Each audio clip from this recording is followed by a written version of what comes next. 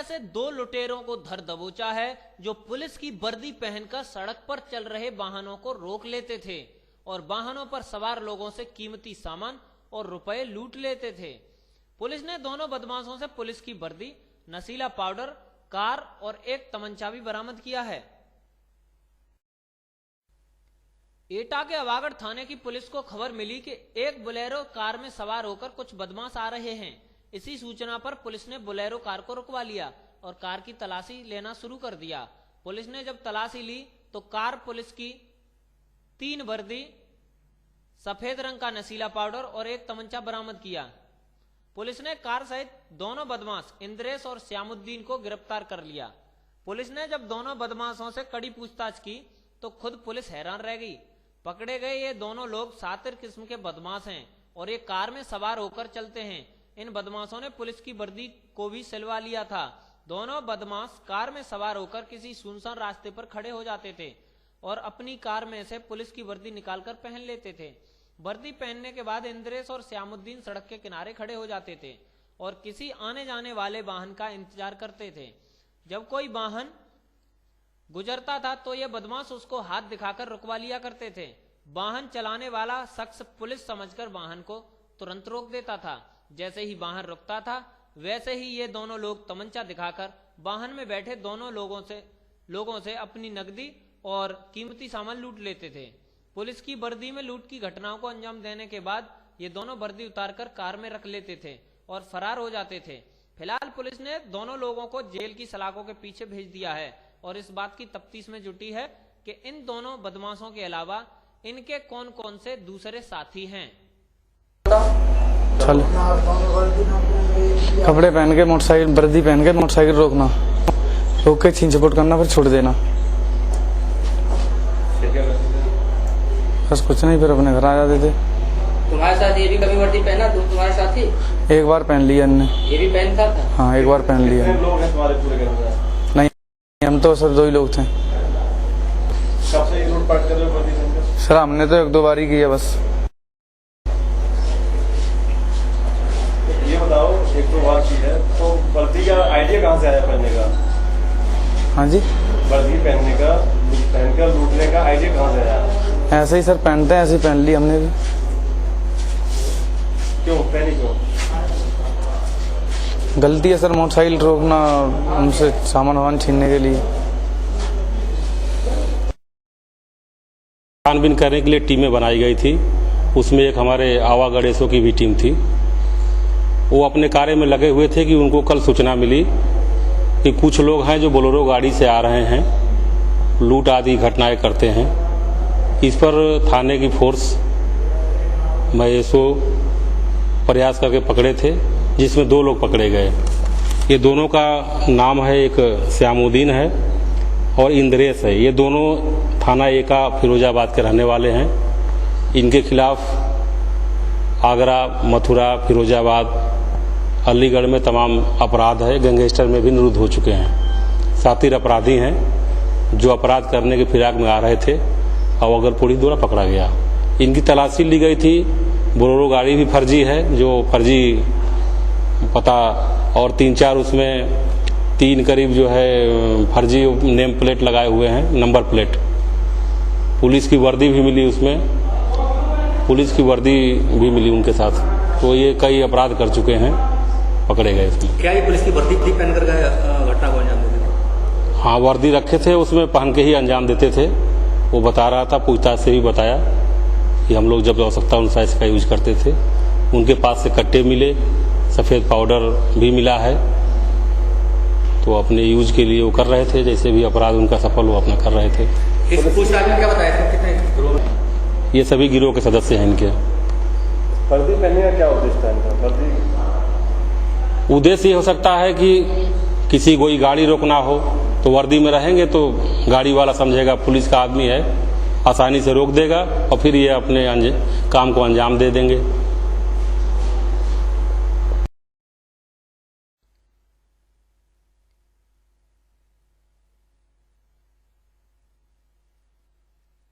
एएनजी news bureau, एटा, उत्तर प्रदेश। अगर आप driving licence बनवाने के लिए दलालों का सहारा लेते हैं तो अब सावधान हो जाइए, वो लाइसेंस अब फर्जी भी हो सकता है, क्योंकि अब परिवहन विभाग ने बायोमेट्रिक ड्राइविंग लाइसेंस बनाने की शुरुआत कर दी है, जिस लाइसेंस की जांच इसमें लगी चिप के द्वारा देश के किसी भी कोने में की जा सकती है। इस लाइसेंस को बनवाने के लिए लाइसेंस धारक को अपने अंगूठों, उंगलियों और आंखों के बायो टेस्ट से गुजरना पड़ेगा, तभी परिवहन विभाग आपको बायोमेट्रिक ड्राइविंग लाइसेंस देगा।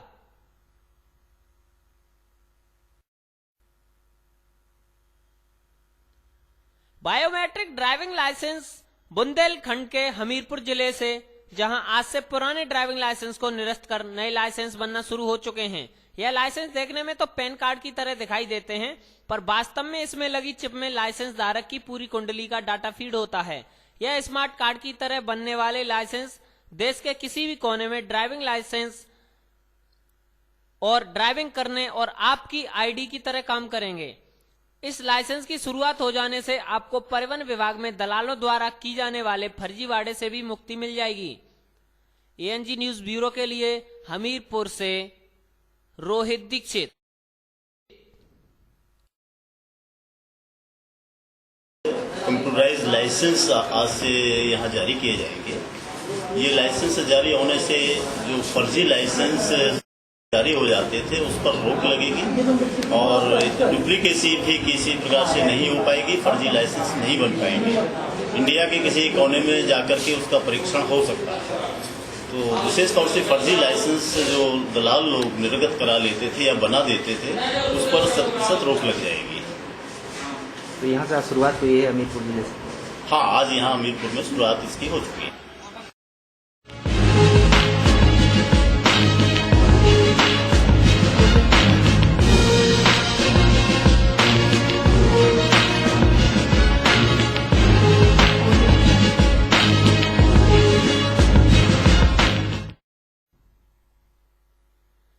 इटावा में महात्मा ज्योतिबा फुले स्पोर्ट्स स्टेडियम में सर्व शिक्षा अभियान की समेकित शिक्षा के अंतर्गत होने वाली राज्य स्तरीय ओलंपिक खेलकूद प्रतियोगिता का शुभारंभ हुआ। इस प्रतियोगिता में 9 जिलों के विशिष्ट आवश्यकता वाले विकलांग खिलाड़ी बच्चे हिस्सा लेने इटावा पहुंचे। इस प्रतियोगिता का शुभारंभ जिला विद्यालय निरीक्षक और पूर्व नगर पालिका चेयरमैन फुरकान अहमद ने दीप जलाकर किया। इस प्रतियोगिता में राज्य कार्यक्रम निदेशक बरेली मंडल जीजी पुष्प, जो कि स्पेशल ओलंपिक भारत हैं, और जिला बेसिक शिक्षा अधिकारी मौजूद रहे।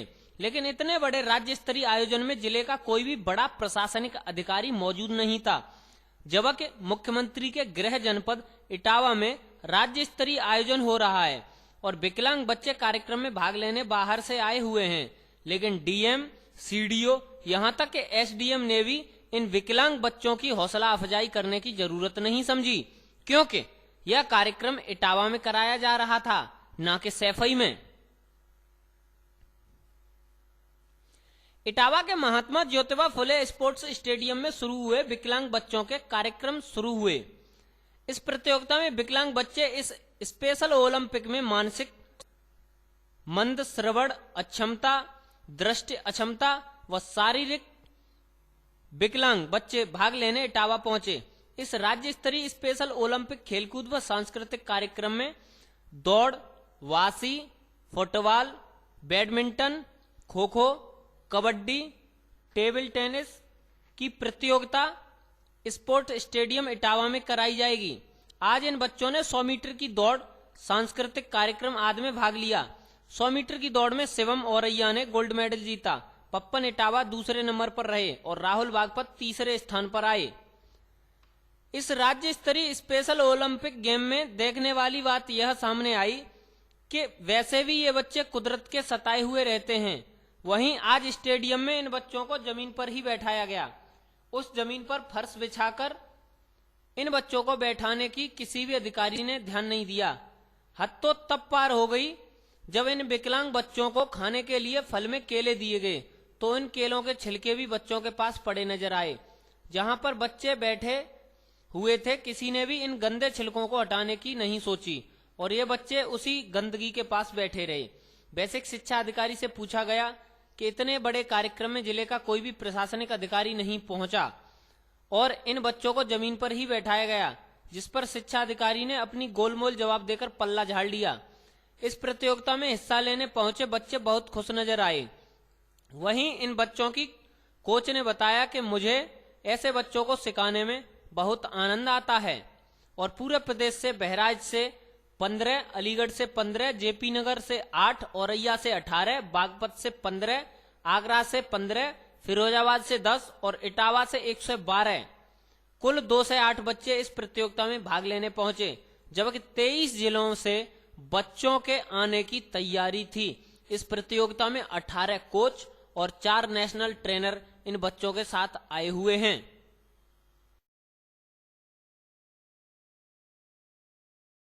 हमने सुनी वाली रानी चिड़ा आसमानों में जख्मी होकर बाकर भागा, उसे अजब हैरानी थी। बुंदेले हर बोलों के मुंह हमने सुनी कहानी थी। दोनों ने युद्ध क्षेत्र में भारी धूम मचाई थी, पर पीछे रोज तेरे होने लगे बार पर बार। घायल होकर गिरी सिंगनी पाल कस्तूरबा गांधी आवासीय बालिका विद्यालय। क्या प्रोग्राम किया था आपने यहाँ पे कृष्ण कन्हैया का किया था। कृष्ण का कैसा लगा आपको? अच्छा लगा। क्या इस तरह प्रोग्राम होने चाहिए हमेशा? जी सर। कितना उत्साह रहता है आपको? सर बहुत मन अच्छा लगता है। स्पेशल ओलंपिक भारत उत्तर प्रदेश की ये उत्तर प्रदेश स्तर की ये प्रतियोगिता यहाँ पर विकलांग बच्चों की हो रही है। इसमें बच्चों के जीवन में मुख्य धारा से जुड़ने तथा नए जोश के साथ इस समाज से जुड़ेंगे और देश के लिए अच्छे से अच्छा जितना कर सकते हैं हमारे बच्चे वो करेंगे। 15-16 जिले से बच्चे उन्होंने प्रतिभाग किया है, जिसमें लगभग 170 प्रतिभागी यहाँ प्रतिभाग किया है पूरे प्रदेश से। जी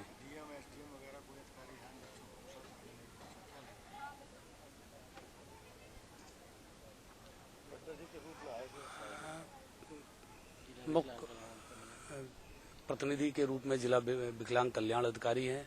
मुख्य अतिथि के रूप में हमारे माध्यमिक शिक्षा के जिला विद्यालय निरीक्षक, उन्होंने यहाँ आकर के बच्चों को मुख्य अतिथि के रूप में कार्यक्रम में प्रतिभाग किया तथा जनप्रतिनिधि के रूप में पूर्व नगर पालिका अध्यक्ष श्री फुरकान अहमद जी जो यहाँ उपस्थित हुए हैं, बच्चों का उत्साहवर्धन किया। ये लगभग 4 दिन प्रोग्राम चलेगा।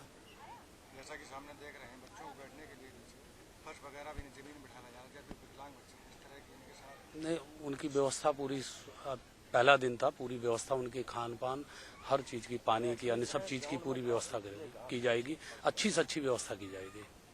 कहाँ से आए हो आप? अलीगढ़ से। अलीगढ़ से? किस स्कूल में पढ़ते हो? स्कूल का नाम पता है? प्राथमिक विद्यालय गोली। हाँ। यहाँ पर क्या करने आए हो? खेलने। खेलने आए हो? क्या खेल खेलते हो? क्या खेल खेलते हो? बताओ अच्छी।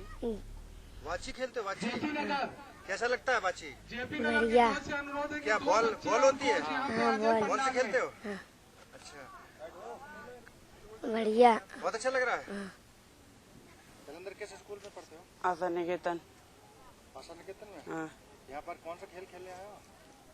डांस। डांस कर लेते हो? हाँ। अभी डांस किया था क्या? अभी तो नहीं। करोगे? हाँ। कैसा लग रहा है आप? बहुत बढ़िया। बहुत अच्छा लग रहा है। हाँ। क्या सोच रहे हैं आप? ऐसा होता रहे? हाँ। और क्या क्या कर लेते हो? और बास्केटबॉल खेल लेते हो? हाँ। स्कूल में सिखाया जाता है? हाँ। आपको ये किसने सिखाया है? क्या नाम है टीचर का? दीदी। दीदी का क्या नाम है? वो कादिल दीदी। हाँ। बॉलिंग करते हो कि बैटिंग? सब चीज कर लेते, बॉलिंग वो बैटिंग। क्रिकेट में कौन सा प्लेयर अच्छा लगता है आपको? सचिन। कैसे लगता है? अच्छा लगता है। इन बच्चों को कुछ भी सिखाते हैं तो बहुत अच्छा लगता है। जो जनरल बच्चे होते हैं उनके अपेक्षा इनको ट्रीट करने में कैसे आप कामयाब होते हैं? हो जाते हैं, मन भी लगता है और कराने में भी अच्छा लगता है, सीखते भी हैं अच्छी तरीके से। क्या एक चीज को बार बार रिपीट नहीं करना पड़ता? नहीं नहीं, वो नहीं करना पड़ता है, बहुत बहुत कम करना पड़ता, लेकिन सीख जाते हैं। क्या सिखाया आपने? इन बच्चों को मैं एक्सरसाइज कराती हूँ, डांस सिखाती हूँ और फुटबॉल भी सिखाती हूँ। क्या कभी कभी सिखाते हैं आपका मन खींच नहीं करता कि बार बार सीखने? नहीं नहीं, बिल्कुल नहीं, अच्छा लगता है। हाँ, कब से ये आप शिक्षा दे रही हैं बच्चों को? हमें 1 साल हो गया है।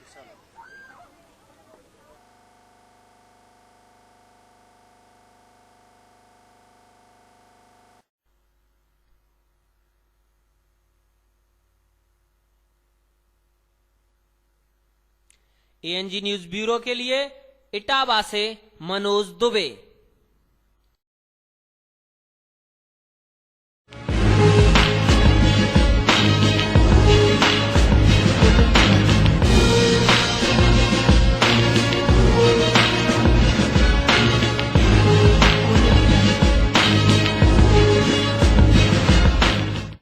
मामला है उत्तर प्रदेश के हमीरपुर जनपद का, जहां खसरे के टीके लगते ही 5 बच्चों की तबीयत एकाएक बिगड़ गई, जिसके चलते उन्हें उपचार के लिए पास के सरकारी अस्पताल में भर्ती कराया गया है, जहां डॉक्टरों की देखरेख में उनका इलाज चल रहा है। अपने परिजनों के साथ सरकारी अस्पताल में इलाज कराते हुए यह वो मासूम बच्चे हैं जिन्होंने राष्ट्रीय खसरा निर्मूलन कार्यक्रम के तहत टीकाकरण करवाया था और टीका लगवाते ही यह बीमारियों में जकड़ गए, जिसके चलते ही यहां अस्पताल में अपना इलाज करवा रहे हैं। परिजनों की माने तो खसरे के टीके लगने से पहले उनके बच्चे बिल्कुल स्वस्थ थे, पर टीका लगते ही भीषण उल्टी, दस्त और पेट दर्द की शिकायत के चलते उन्हें अस्पताल में भर्ती होना पड़ा।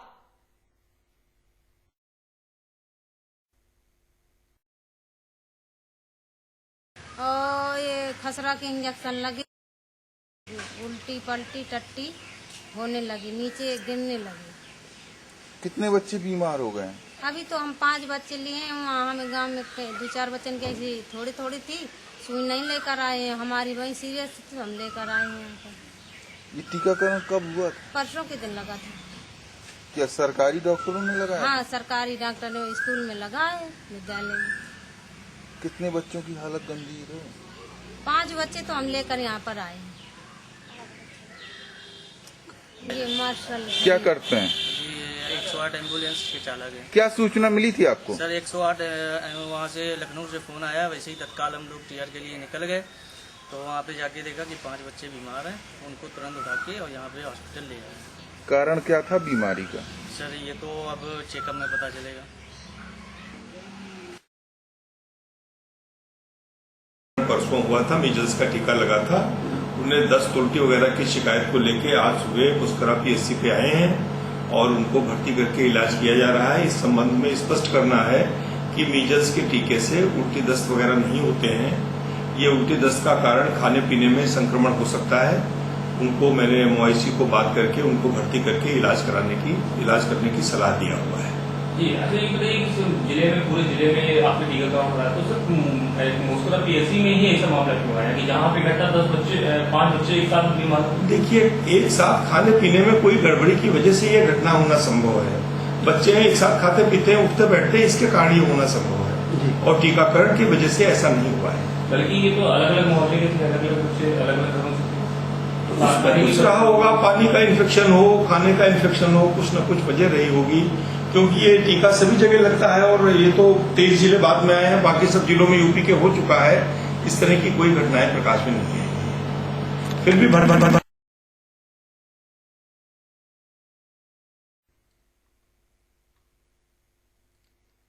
यह घटना घटी उत्तर प्रदेश के हमीरपुर जिले के मुस्करा थाना क्षेत्र के टिहार गांव में, जहां डॉक्टरों की एक टीम ने छोटे बच्चों को खसरे से बचाव के लिए टीकाकरण अभियान के तहत टीके लगाए थे।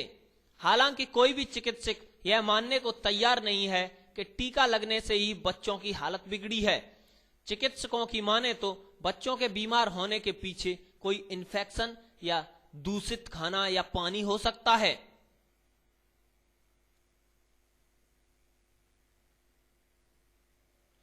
खसरा मिटने के अभियान के अंतर्गत ही पहले चरण में ही कई बच्चों की जान पर बनाई और चिकित्सक इसे एक महज इत्तेफाक या इन्फेक्शन मान रहे हैं।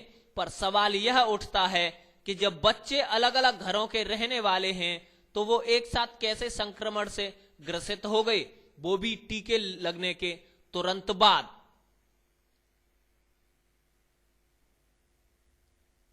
हमीरपुर से एएनजी न्यूज ब्यूरो के लिए रोहित दीक्षित।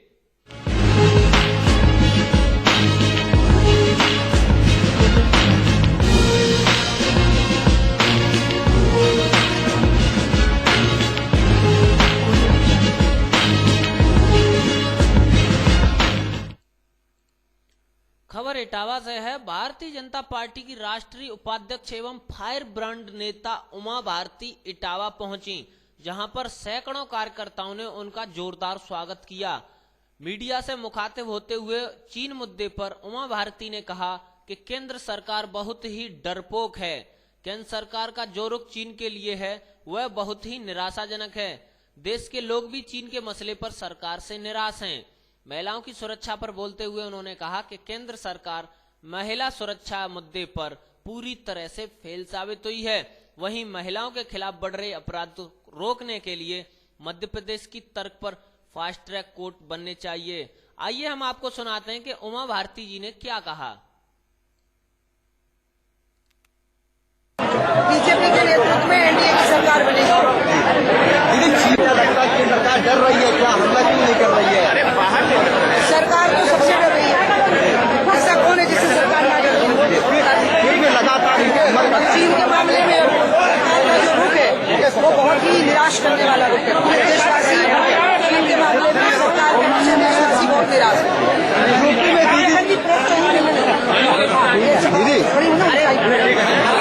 मोदी के साथ यूपी की लड़ाई कितनी अहम हुई? हमने इस तरह का कोई आकलन नहीं किया है। फिर भी कितनी सफलता मिलेगी?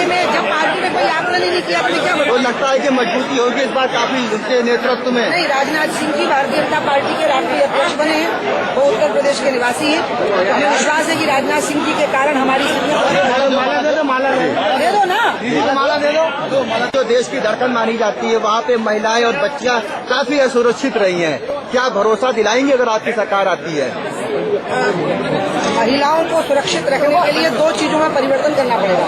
एक तो समाज का दृष्टिकोण जो शिक्षा, संस्थानों और माता पिता के द्वारा परिवर्तित होगा। दूसरा है सरकारों का जो रवैया है, वो पुलिस का जो रवैया है वो महिलाओं के ऊपर तत्काल कार्यवाही करने वाला होना चाहिए तात्कालिक तौर पर। ये दो चीजें मिलेंगी तो निश्चित रूप से महिलाएं सुरक्षित होंगी। क्या लगता है सोनिया गांधी कहती है कठोर कानून आएगा और अमल में नहीं आ रहा है, तो उनकी सोच में और करने में कुछ फर्क आ पा रही है? उसका कारण है कि तुरंत कार्रवाई नहीं हुई। अगर अभियान के मामले में तुरंत कार्रवाई हो गई होती उस समय पे 15 दिन के अंदर, जैसे मध्य प्रदेश में हमने फास्ट ट्रैक कोर्ट बनाए हैं, तो ये दिक्कत ना आती। एक उदाहरण बन गया और देरी के कारण जो है ना, जैसे बहुत देर तक मौका मिला उन लोगों को अपना पक्ष रखने का, मीडिया उनके बारे में सहानुभूतिपूर्वक एक हवा लिखने लगे थे, उनके साइकोलॉजिकल एनालिसिस करने की, उससे नुकसान बहुत हुआ। तीसरे मोर्चे की बात काफी सामने आ रही है, नहीं होगा तीसरा मोर्चा। एएनजी न्यूज ब्यूरो, इटावा, उत्तर प्रदेश।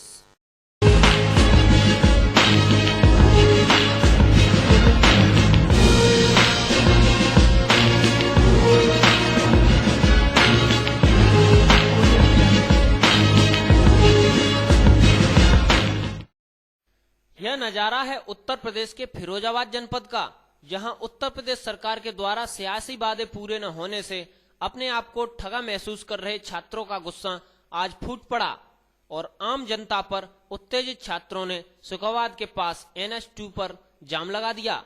आने जाने वाले वाहनों की तोड़फोड़ भी की, जिससे आने जाने वाले वाहनों की लंबी कतारें लग गईं।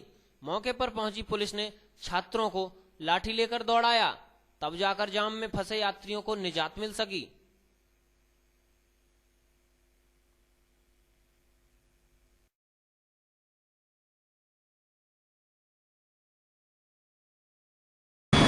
और सर सभी जिलों में लैपटॉप बढ़ चुके हैं, हमारे जिले के लिए कोई भी एक्शन नहीं उठाया जा रहा है। इसीलिए सभी छात्रों ने मिलकर ये योजना बनाई।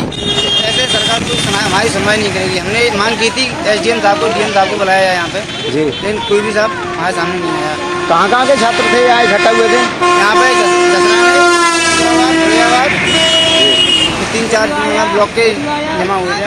उन विद्यालयों के आस पड़ोसी जो विद्यालय उनके एफएस कॉलेज और जीएस कॉलेज और एसआरडी कॉलेज, 3 कॉलेज के छात्र और एलएन कॉलेज के था। क्या घटना हुई यहाँ? बस कैसे तोड़ी, किसने तोड़ दी ये? ज्यादा से पढ़ने वाले लड़के आ गए, यहाँ पर लग गई। आपके लगी भी चोट? कुछ 2-3 विद्यालयों के ग्रेजुएशन के छात्र छात्राओं ने उत्तर प्रदेश सरकार से लैपटॉप की मांग को लेके यहाँ पर जाम लगाने का प्रयास किया और जिनको समझा बुझा के और उनको ये आश्वासन देके कि जब सरकार उपलब्ध कराएगी तो जरूरी उनको प्रायोरिटी पे मिलेगा, ये उनको जाम खुलवा दिया गया। क्या ये स्कीम है लैपटॉप की और क्या किस तरह से चल रही है? ये उत्तर प्रदेश सरकार की एक जो बच्चों को प्रोत्साहित करने की योजना है, जो मुझे जानकारी है, और ये अभी आगे बहुत जल्दी ही सरकार इसको क्रियान्वित करने वाली है। यही बच्चों को आश्वासन देके उनको कि शीघ्र ही जो है जैसे ही बजट और लैपटॉप उपलब्ध होंगे उनको बंटवा दिया जाएगा उचित माध्यम से, उचित विभाग द्वारा इनको, सही विभाग इनको बांट देगा।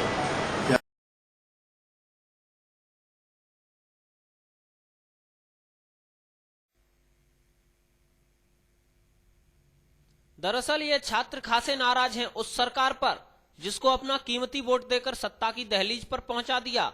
लेकिन सूबे के मुखिया ने राजधानी लखनऊ में मीडिया के सामने पहुंचे छात्रों को लैपटॉप वितरित कर इत्सरी कर ली। वहीं फिरोजाबाद के यह छात्र जिनकी आंखों में एक अदद लैपटॉप का सपना था, लेकिन यह अभी भी उससे मरहूम हैं।